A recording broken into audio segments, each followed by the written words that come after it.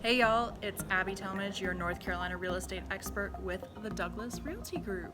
Today I want to talk to you guys about the anatomy of a transaction. I want to take you from finding an agent all the way to the closing table to give you an idea what it looks like if you're looking to buy or sell in North Carolina. We are similar to many states in some of the fees we have in the general process. There are a couple things though that are North Carolina specific, which I'll point out to you as we go through it. So, let's get started. Step 1, find yourself a real estate agent. Luckily, there are thousands of agents in the state of North Carolina, and you can choose any one of us. I don't know if that makes it easier or harder, but we are here for you. If you're buying a home, usually it's customary for the seller to pay the buyer agent commission. So most of the time, with the exception of a couple scenarios, buyer's agents are complimentary to buyers. Now, as a seller, it typically is on the seller to pay buyer agent and seller agent commissions. There is no standard whatsoever to pay that commission. That is an agreement that you can come to with the agent that you use and the firm that they're with. We'll go over in another video in the future about what makes a good agent. In the meantime, if you're unsure of how to pick an agent or who the heck to choose, please give me a call. If it's not me, I'd be happy to point you in the direction of someone who can help you. Especially if you're looking in the mountains or the coast. I am centralized in North Carolina, but I do have a large network spanning the entire state to help you find an agent. So reach out to me if you're looking. I would recommend contacting an agent anywhere from 6 months to a year before you're ready to buy. The reason I tell you to do this is not because we're trying to jump on you and make you buy a house. It's because we want to make sure that you're prepared, that you've got what you need. Anywhere from funds to pre-approval, making sure your credit score is good for a lender. We want to meet with you early to make sure that you'll look really, really good on paper to potential sellers when you're going to buy a house. Now for sellers, we also recommend that you do approach us very early as well, 6 months to a year, because if you're going to sell your home, you're probably going to buy one. So we also want to make sure that you are set up and are able to afford another home after you sell this one. Step 2 would be to contact a lender. Of course, you can use any lender that will give money in the state of North Carolina. Any lender from big banks like Wells Fargo to little guys with smaller banks like Jimmy. If you watch my other videos, Jimmy is a lender licensed in the state of North Carolina. Brian Parker.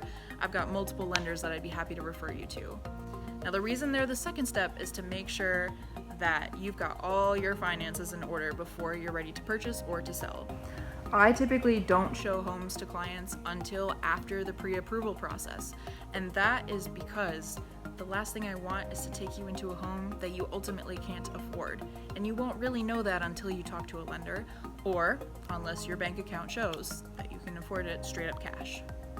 And step 3, after pre-approval and getting your agent, then you can go house shopping. Your agent should set up an online search for you so that you can get houses directly to you, not coming from Realtor.com, not coming from Zillow. This search should be coming directly from the database that your agent is in, whether it be on the west side in the mountains, the east side. It should come from an official database. Contact your agent, set up the showings, and go at it, baby. Hey guys, I felt kind of silly in the sunglasses. Thought I should show my eyes. So once you put an offer down on a house, if you get it, great. You get to move on to the next step. If not, time to start over and go find the next one. And if you don't get the house, that is okay. There are other houses that you can pursue. Just make sure that you and your agent troubleshoot. What were the things that made you lose the offer? What kind of things could you add to your offer or take away from your offer that could make it better?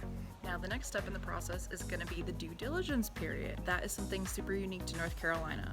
So this is a set of time that you would have already predetermined in the contract when you signed it. But essentially it's the amount of time in which the seller takes their house off the market for you so you can send in all of your experts to make sure the home is in good working order. Everything from inspectors to structural engineers if you need them.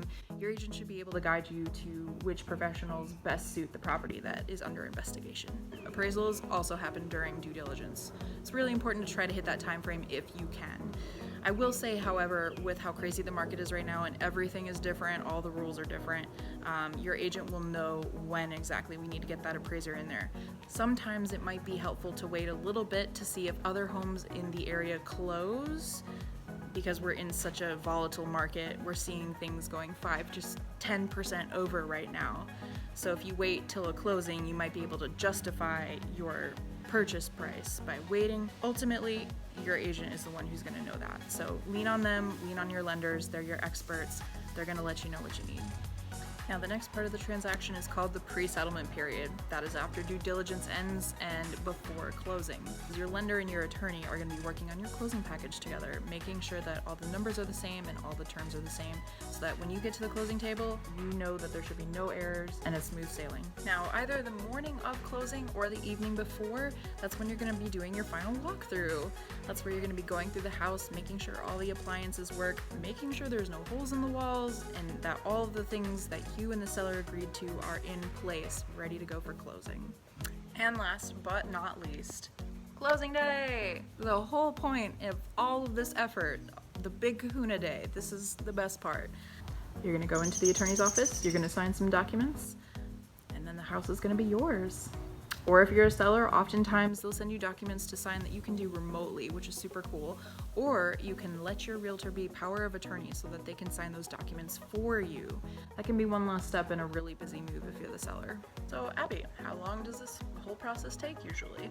Usually, as soon as you get pre-approved and you're shopping for houses, and then as soon as you go under contract, you can expect your house to close in 30 to 45 days.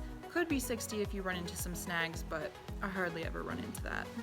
Now, there's some things that I didn't mention, things that I definitely would go over if you were my client together, like the due diligence fee, earnest money fee, any settlement fees. Those are specifics that I would go over with you in a consultation.